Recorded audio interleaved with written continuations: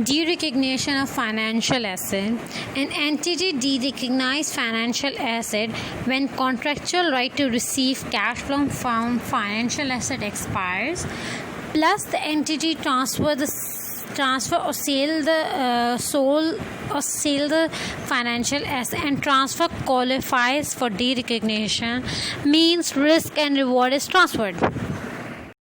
Examples of entity has transferred substantially all the risk and reward. In this case, I will be discussing some of the points, and then if these points are met, then financial asset should be derecognized and gain and loss should also be recognized. The first is unconditional sale of financial asset. Like normal, we don't attach any condition to the sale of financial asset. Second, the sale of financial asset with the option to repurchase at a fair value at that time, means variable price, and means you are going to you have an option to buy the asset after, for example, 5 years, but at a variable price or at the fair value of that product or thing or instrument. Sale of financial asset with the call or put option that is deeply out of money, means unfavorable option. For example, you are selling the asset with the option like you're going to $500,000 asset, you are going to buy it for $2,500,000. So it's a very unfavorable. No recourse factoring. So what is no recourse factoring? To explain this, I will be explaining what is recourse factoring. Entity guarantee to compensate the bank for the credit losses that are likely to occur. For example, a company have sold its receivable to bank for example, like $100,000 receivable for $90,000. But there is a term attached, recourse factoring. In recourse, if only $70,000 receivables are recovered, then there will be a $20,000 loss to the bank. So in recourse factoring, the entity is going to compensate the bank for the credit loss of $20,000 that are likely to occur. So if the entity is no recourse factoring, means entity is not going to compensate the bank for the credit losses, means all the risk and reward of the financial asset now belong to the other person. Now entity don't have, means these are the examples of all where risk and reward is being transferred. So to repeat them, these are 4 examples: unconditional sale of financial asset, sale of financial asset with the option to repurchase at the fair value at that time or variable price, sale of financial asset with the call or put option that is deeply out of money option, and 4th is no recourse factoring. If any of these examples meet in a sale transaction of financial asset, then financial asset should be derecognized and gain and loss should be recognized. Examples of where entity has retained substantially all the risk and reward. So these will be obviously opposite of that. First, sale and repurchase of transaction with the fixed price. Second, securities lending agreement, mortgage. In mortgage, usually you transfer your papers to the bank or the one who is providing the money, but the asset is not transferred to that person. It belongs to you. You are using it. You are consuming it. So it's mortgage arrangement. In risk reward is not transferred. Third, the sale of financial asset together with the total return swap that transfers the market rate exposure back to the entity. Means you are, for example, I am exchanging my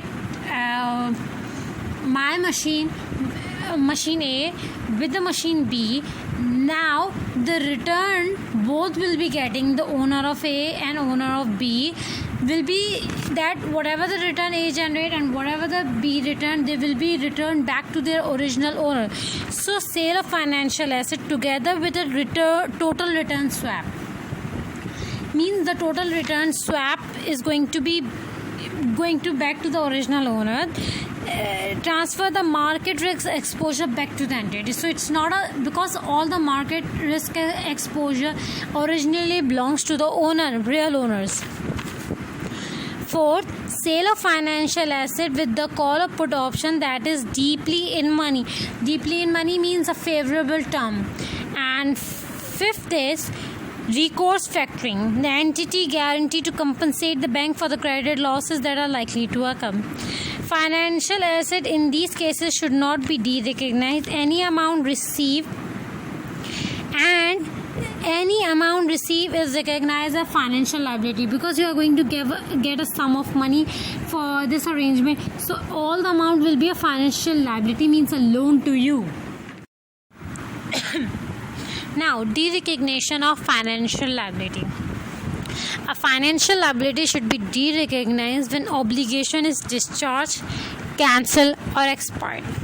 Accounting treatment of derecognition. Difference between the carrying amount of asset and liability and the amount received and paid is recognized as gain or loss for the period. Difference between the carrying amount of asset or liability, the amount received and paid. In any of the, if it's a financial asset or it's a financial liability, and actually we are discussing financial liability. So the carrying amount of liability minus the amount received or paid will be the gain or loss. Now, accounting treatment of derecognition. For example, other point is financial assets that are measured as fair value through OCI. The cumulative gain and loss recognized in OCI are not reclassified to P&L on disposal, whereas financial asset investment in debts measured at fair value through OCI, cumulative gain and loss recognized in OCI reclassified to profit and loss on disposal. The impairment of financial assets and the scope of this topic, impairment of financial assets. Firstly, I will be revising one important concept of financial asset, that is, the financial asset could be investment in debts, investment in shares, derivatives, and other include receivable, lease receivable, financial guarantee contracts, and loan below market rate of interest. So first is financial asset, investment in debts. Investment in debts is measured using two methods, fair value and amortized cost method. In fair value, there is P&L measured through P&L and OCI. So, or investment in shares measured through fair value, P&L and OCI. Derivative is fair value through P&L. So the scope of the standard is financial asset, investment in debts measured at amortized cost method, and fair value through other comprehensive income. And others, lease receivable, financial guarantee contract, loan below market rate of interest. Why? Because fair value measured through P&L is automatically adjusted for the fair value changes, but the financial asset, investment in debts measured at amortized cost method and fair value through OCI are not on fair value, so they have to be impaired if there is an indicator or regularly check for impairment. And others like receivable, lease receivable, financial guarantee contracts, and loan below the market rate of interest.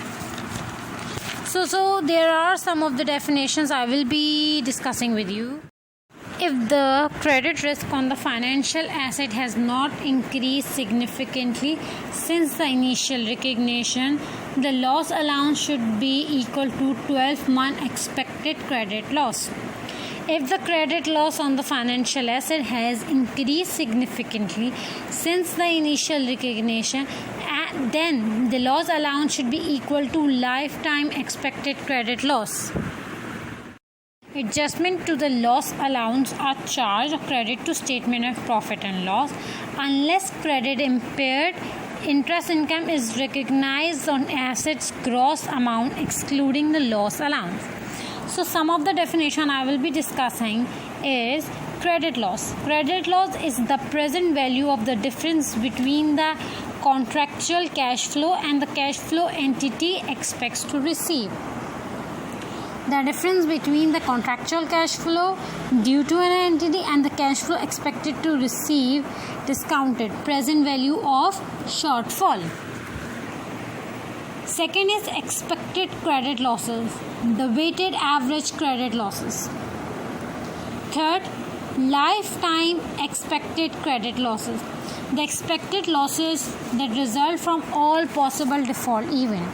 Lifetime expected losses, the expected credit losses that result from all possible default events, means more severe or in high intensity. And 12-month expected credit losses is the proportion of lifetime expected losses that result from event that might occur 12 months after the reporting day. These are less severe losses. And other term is past due. Past due, a financial asset is past due when a counterparty has failed to make a payment when the payment was contractually due. So the indicators of credit impairment. First is financial difficulties of issuer or the borrower. Second, breach of a contract. Third, borrower is being granted concessions. Fourth, it is becoming probable that the borrower will enter bankruptcy. There are some impairment stages. There are 3 impairment stages. First stage is credit quality not significantly reduces since inception, means a 12-month expected credit loss will be recognized. Second, credit quality reduced significantly since inception, lifetime expected credit loss will be recognized. And third, objective evidence found, lifetime losses will be recognized. Next topic is significant increase in credit risk. To assess where there has been a significant increase in credit risk, IFRS 9 requires entity to compare the asset risk of default at the reporting date with its risk of default at the initial recognition. Means risk of default at the initial recognition and risk of default at the reporting date. Entity should not solely rely on the past information when determining the credit risk has increased significantly. An entity can assume that credit risk has not increased significantly if the instrument has a low credit risk at the reporting date. Credit risk can be assumed to have increased significantly if the contractual payments are more than 30 days overdue at the reporting date. Now, the next is measuring the expected losses. An entity estimate of expected losses should be unbiased and probability weighted. Second, reflect of the time value of money. And third, based on the information about past event, current condition and forecast of future economic condition.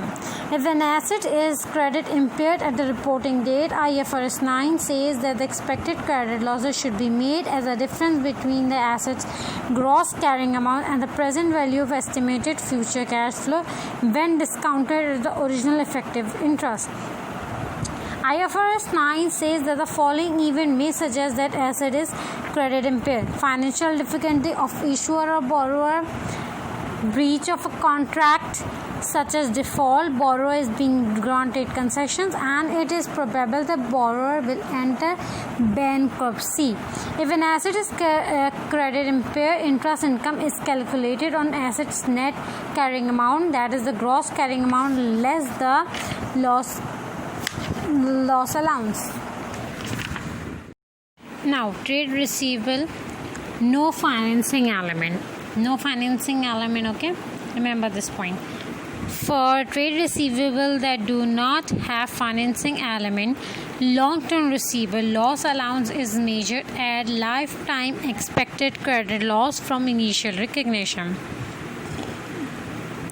So there are two types of loss allowance that will be recognized. A loss allowance since initial recognition. Stage 3, objective evidence. For loss allowance since initial recognition, lifetime expected credit loss will be recognized, allowance for doubtful debts. And for stage 3, objective evidence, actual bad debts will be recognized. Purchase or originated credit impair financial assets. A purchase or originated credit impaired financial asset is the one that is credit impaired on initial recognition. Interest income is calculated on such asset using credit adjusted effective interest rate. Credit adjusted effective interest rate. The credit adjusted effective interest rate incorporate all the contractual terms of the financial asset as well as expected credit loss. In other words, the higher the expected credit loss, the lower the credit adjusted effective interest will be. Since credit losses anticipated at the inception will be recognized through a credit adjusted effective interest rate, loss allowance on the purchase or originated credit impaired financial assets should be measured only as a change in the lifetime expected credit losses since the initial recognition.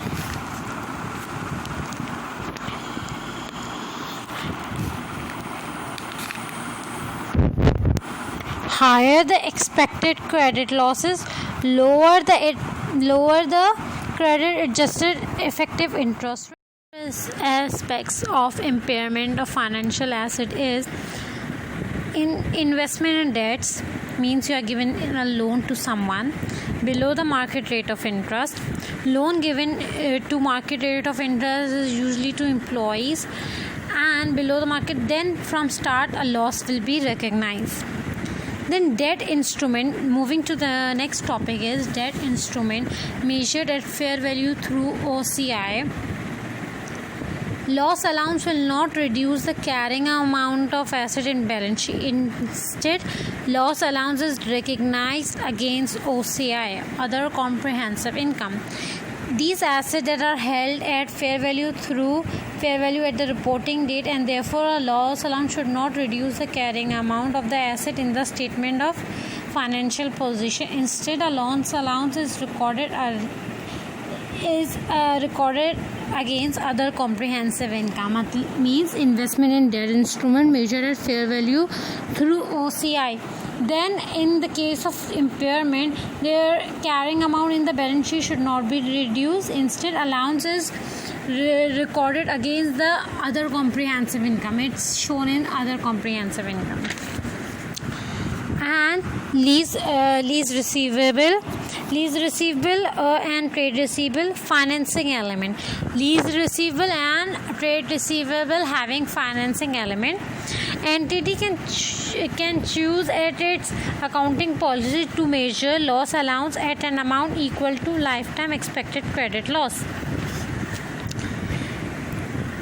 Now, simplification. IFRS 9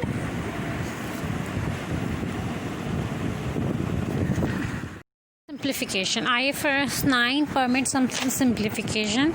The loss allowance should always be measured at an amount equal to lifetime expected.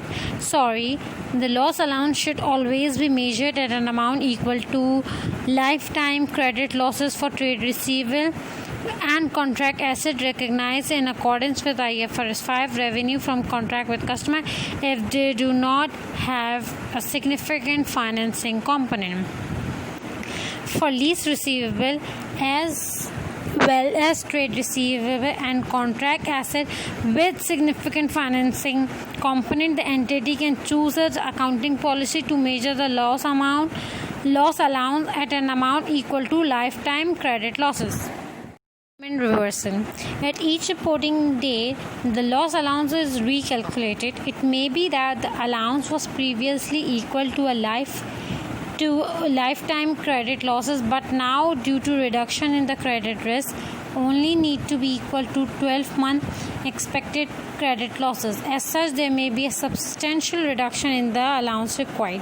Gain or loss on the remeasurement of loss allowance are recorded in profit and loss.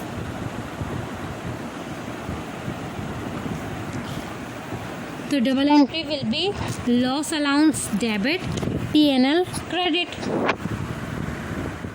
Now financial guarantee contract. It is a financial liability. Financial guarantee contract, it's a financial liability measured initially at the fair value of any premium received less any transaction cost. Fair value of premium received less any transaction cost. Subsequently premium is amortized as income over the period. Initially what will be the double entry? Double entry will be bank debit, deferred income credit, because you are receiving an amount for the premium, and at the year end the double entry will be deferred income debit, P&L credit. Now you are recognizing the deferred income at the year end. However, if at the year end the expected payment payable on the guarantee exceed the liability, then the liability is increased to this amount. So this is near end of this derivative accounting, but next podcast will be based on hedge accounting.